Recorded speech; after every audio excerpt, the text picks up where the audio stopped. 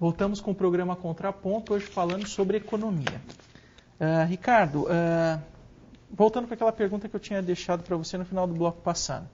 Essa diferença que você diz de os juros que o banco vai captar e quanto ele vai receber das pessoas que financiam algum bem, etc., essa diferença chegou a apontar em 150 e poucos %. Isso daí é muito alto, essa diferença é muito alta. E como isso é relacionado no mundo, né? Como no mundo isso acontece? É a mesma coisa do que acontece no Brasil? Não, seguramente em outros países essa prática é um pouquinho mais civilizada, né? Um pouquinho mais civilizada. Eu não tenho dados a respeito, mas Sim. A gente pode pegar um fato histórico recente para mostrar essa diferença. No auge da crise de 2008, o que aconteceu com os bancos americanos? Começaram a quebrar. Né? Lá alguns casos históricos de quebra. E os bancos brasileiros? Sobreviveram. Não só sobreviveram, como viveram muito bem, obrigado. Né? Você tem lá o Bradesco, Itaú e mais algumas outras instituições que conseguiram ter ganhos substanciais. E alguns, inclusive, participando da lista das grandes empresas, das grandes instituições internacionais. Então, quer dizer, você vê o contraponto, né? A diferença entre o que aconteceu nos Estados Unidos no auge da crise e o que aconteceu aqui. Né? E não é que nós não fomos atingidos, fomos em alguns setores mais periféricos, mas nessa questão financeira, ou nessa questão dos bancos, das instituições financeiras, a diferença mostra a situação dos bancos, mostra o nível de operação deles. E aí, em parte, é reflexo dos preços que eles praticam, que é justamente essa diferença entre o que eles captam e o que eles vendem. Né? Os bancos não podem reclamar dos dois governos do Lula ou não podem reclamar de nenhum governo? Acho que, de uma maneira geral, não pode reclamar de governo nenhum, porque banco é uma instituição que sobrevive a todos, né? A todos os governos, sobreviveu a todos os pacotes. Quando aparece problema no sistema bancário, ele é localizado. O último, se não me engano, foi do Banco Santos, se não me engano, né? Que não era um problema financeiro, era um problema de gestão.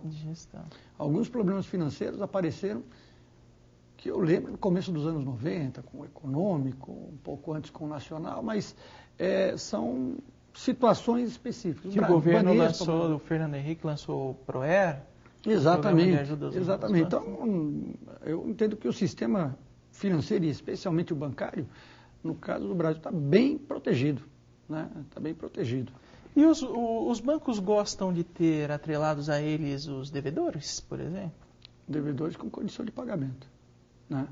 Por que o devedor com condição de pagamento? Porque não adianta ter um devedor quebrado.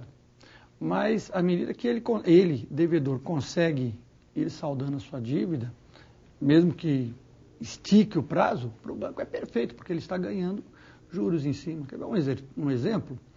Você imagina uma operação de crédito rotativo com cartão de crédito. O sujeito comprou R$1.000, não conseguiu pagar os R$1.000, mas ele consegue pagar 150 por mês. O crédito rotativo, ele pagando sempre o mínimo, é isso? O mínimo, nesse caso, vamos colocar um valor fixo, 150. Né? E o saldo, ele entra no rotativo. No final de um ano, mais ou menos, ele consegue saldar a dívida. Aí, ao invés de pagar 1.000, ele paga 1.700 e pouco. Esse 700 e pouco, essa diferença é o custo da operação. Quer dizer, para quem está financiando, é um negócio fenomenal. Agora, Ricardo, se aqui no Brasil acontecesse o que aconteceu nos Estados Unidos, de um excesso de crédito, não sei se eu posso falar dessa forma, nós não teríamos um prejuízo ainda maior. Porque nos Estados Unidos a gente tem uma taxa de juros mínima, hoje deve estar em torno de 0,25%. O equivalente à Selic é mais ou menos isso. Mais ou menos isso. Se isso acontecesse no Brasil, a gente não teria uma explosão de consumo, já que o brasileiro não é tão consciente? Mas o sistema bancário aqui é muito conservador. E existe uma série de amarras que protegem o sistema. Nós não teríamos, em circunstâncias normais, a explosão de crédito que teve lá para pessoas que não têm uma renda garantida para financiar para o financiamento. O tal do subprime. Subprime, exatamente. Né? E aqui nós não temos isso. Nós temos crédito para habitação, por exemplo. Nesse quadro de crédito, por exemplo, a gente vê que o crédito para habitação cresceu algo na casa de 45%, 46% ao longo de 2009 até o começo de 2010. Né? De janeiro a janeiro, cresceu quase 46%. O governo injetou, mas quem vai tomar o dinheiro emprestado não é qualquer um. O sujeito tem que ter uma série de condições. Quando crédito concedido pela Caixa, a Caixa analisa o cadastro do sujeito e verifica o seguinte: olha, você tem condições de assumir essa dívida? Essa dívida vai assumir quanto da sua renda? Então, se chegar a 30%, crédito concedido. Mas ele tem que ter uma fonte de renda firme.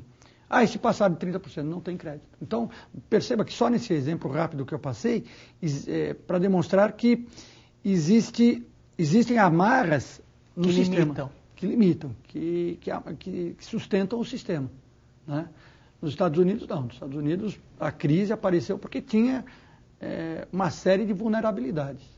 O próprio Alan Greenspan, no seu livro A Era das Turbulências, ele cita isso. Ele fala isso antes da crise. Depois ele editou um adendo ao livro e ele comenta isso, que não tinha amarras, que houve uma bobeada geral da zaga, né? E aí começaram a conceder crédito. E esse crédito para as pessoas que não tinham renda firme, renda fixa para garantir os pagamentos, gerou um efeito multiplicador, porque tinha a seguradora, tinha o banco de investimento, tinham outras instituições que participavam daquele negócio. Né?